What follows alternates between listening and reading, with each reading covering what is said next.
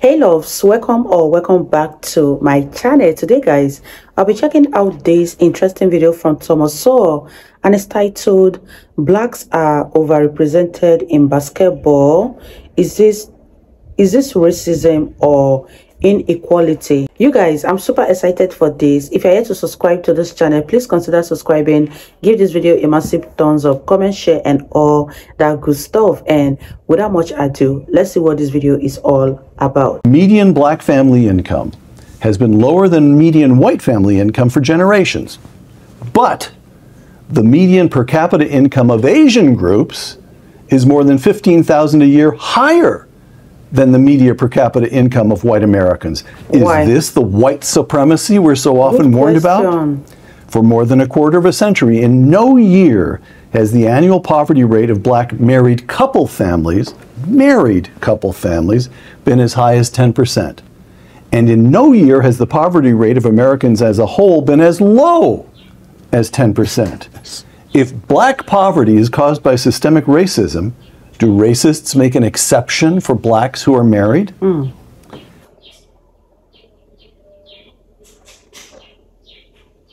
You take on various fallacies here. Let's take on a couple of them. The equal chances fallacy.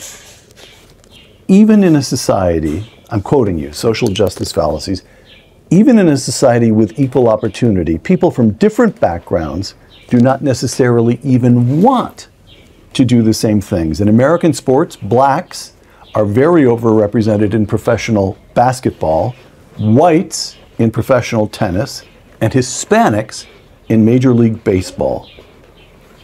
Why is that telling? Because the implicit assumption, and sometimes explicit assumption, is that in a world where everything was fair, where everyone was treated fairly, you would have, things would be representative of the population demographics as a whole in all these various activities. Right. Imagine a black kid born in Harlem, and he's born with a body identical to that of Rudolph Nureyev, the great ballet dancer. There's the odds are 1,000 to 1 that he'll become a ballet dancer, much less another Rudolph Nureyev. That's true. I mean, he would be looked at strangely by all his friends in the neighborhood if he even wanted to do that. What you mean? He wouldn't even think about it. Right. So you mean to say that when you tried out for the Brooklyn Dodgers, you tried out for the pitching position in the Brooklyn Dodgers, and they didn't hire you, you were not being discriminated against? Actually, I was trying out for first base, and the real reason I messed up was that my position was center field. But in order to be a good center fielder, I need hours and hours of practice. That's true. And it was a very bad spring. I got very little practice, and so I figured at least I won't go out and make an idiot of myself in center field. So I made an idiot of myself at first base. Right. He's right. Chess pieces fallacy. The chess pieces fallacy. Yeah. Explain that one. Well, Adam Smith had a very low opinion of abstract theorists who imagine that they can control a whole society with the ease with which one puts chess pieces where you want them on a chessboard. And so there's this notion of this inert mass of people down there, and then the wonderfully brilliant people at the top who ought to be telling them what to do. And there's no thought that, first of all, those at the top don't even know the people's individual conditions who are very different from themselves, and when they try to help, they can make things disastrous. You discuss a theory of justice. This is under knowledge fallacy. Yes. A theory of justice which is in certain circles, every university in the country, the philosophy department, political science, you'll get it in sociology. This is the big book on social justice, written by John Rawls, philosopher at Harvard. I'm quoting you, Tom. Rawls refers to things that society should arrange. You quote him, arrange, that's the word he uses. And then Tom Sowell says, interior decorators arrange, governments compel. It is not a subtle distinction. Explain that. Wow, you guys, what are your thoughts on this video? Thomas Sowell is so right, and I love listening to him because he has a lot of knowledge And one can easily learn a thing or two from listening to Thomas Sowell. This is so insightful. And I love everything about this video. Let me know what you guys think about it in the comment section down below. And let's continue watching, you guys. Well, if you're going to try to get some kind of result, you have to specify through what kinds of mechanism you expect to get that result. And different mechanisms, whether it's the government, the market, the Red Cross, whatever, they have their own individual things that they're good at and not so good at. And so you can't get the social justice result that you want unless you have the kind of institution that's likely to produce that result. Politics is not that kind of institution. And yet they all implicitly rely on government. Yes. Redistribution of wealth, adjusting, using legal regimes to adjust the proportions of various groups that get certain jobs. They all rely on government. And what's distinctive about government is it's the one institution that can send you to jail. Yes. All right. And that's the point is that's dangerous. We shouldn't want more government, more hands in the power of the politicians. Yeah, one of the real problems is that you have people making decisions for which they pay no price when they're wrong, no matter how high a price other people pay. And right now, the homicide rates are beyond anything that were around, let's say, prior to 1960.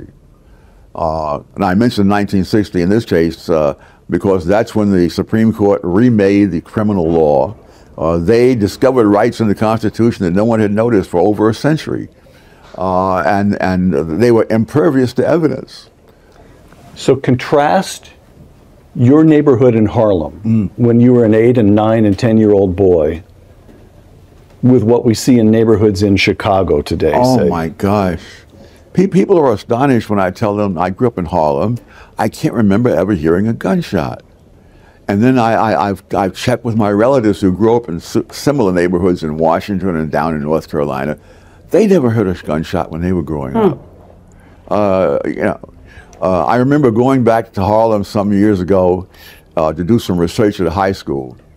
And I looked out the window and there was this park there near the high school. And I mentioned in passing that when I lived in Harlem as a kid, I would take my dog for a walk in that park, and looks of horror came over the students' faces.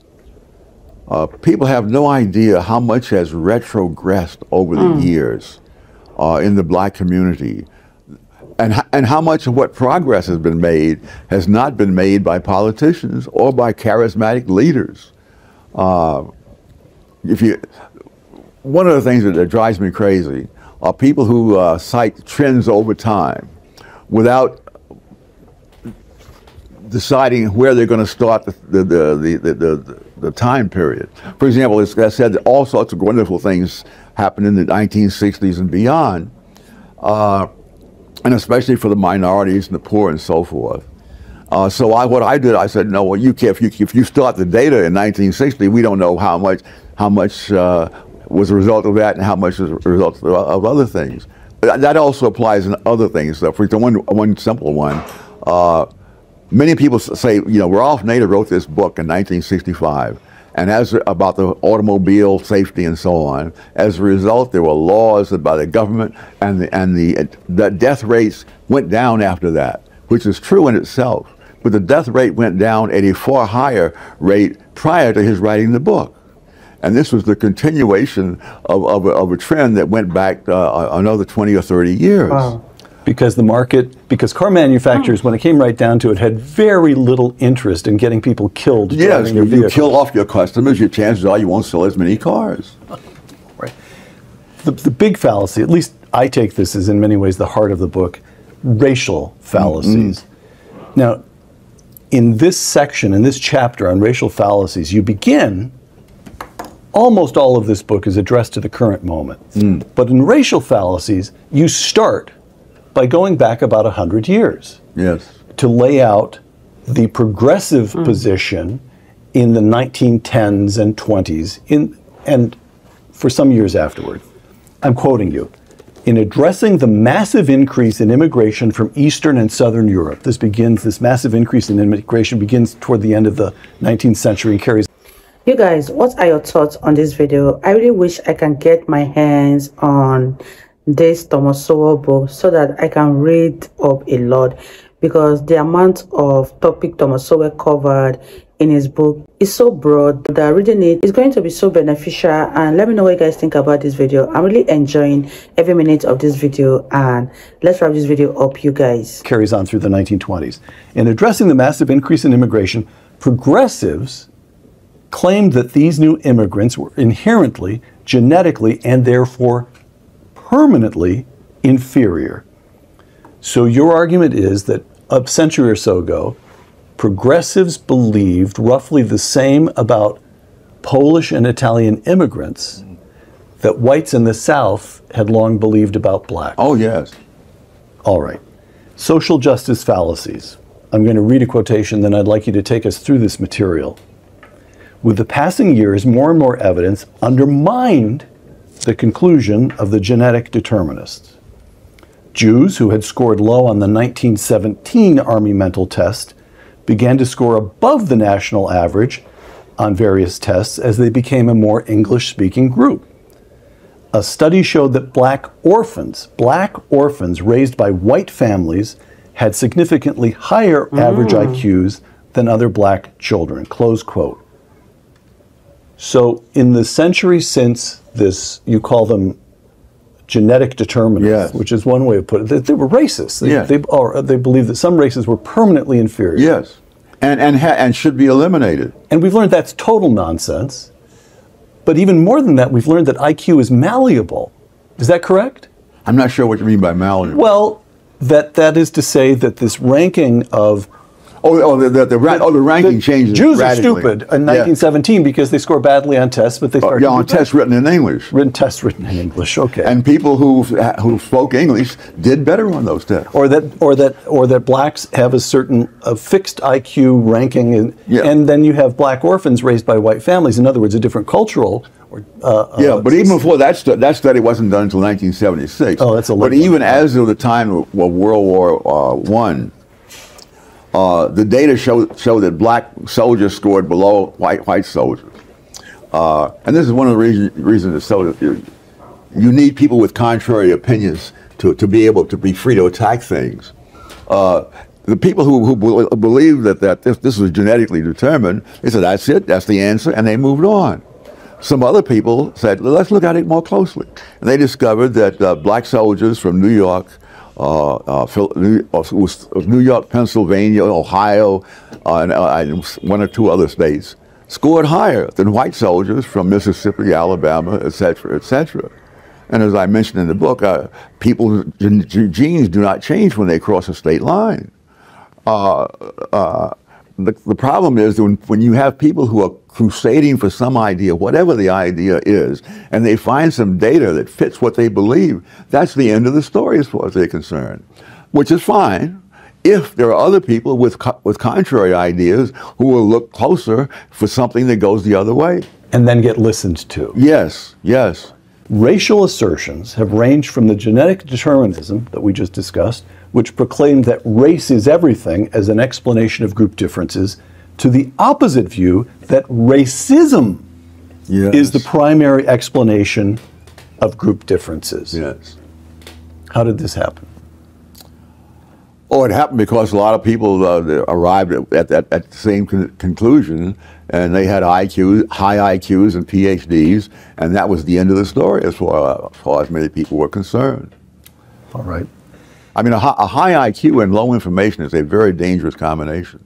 As I read this book, for the most part, it's objective. It's objective throughout. It's calm. It's analytical. But when you take on this modern progressive position that racism accounts for anything, there are passages in which you're angry.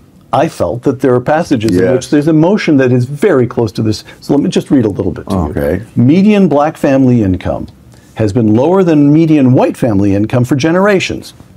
But the median per capita income of Asian groups is more than $15,000 a year higher than the median per capita income of white Americans. Is this the white supremacy we're so often warned about? For more than a quarter of a century, in no year has the annual poverty rate of black married couple families been as high as 10%. And in no year has the poverty rate of Americans as a whole been as low as 10%. If black poverty is caused by systemic racism, do racists make an exception for blacks who are married? Do you have the feeling when you're addressing this notion that racism accounts for everything, do you have the feeling that that the arguments are subtle, it's persuasive, you can forgive someone for buying that argument? Or do you have the feeling that it's willful, that the case is so clearly mistaken that there's a willfulness about it? No, I don't. I think that people don't look for certain evidence, and therefore they don't find it. And so, on the basis of what they know at a given time, this may be very plausible. The problem is that what you really need are other people with different orientation who are skeptical and who will then look for things and find things that are very different from that.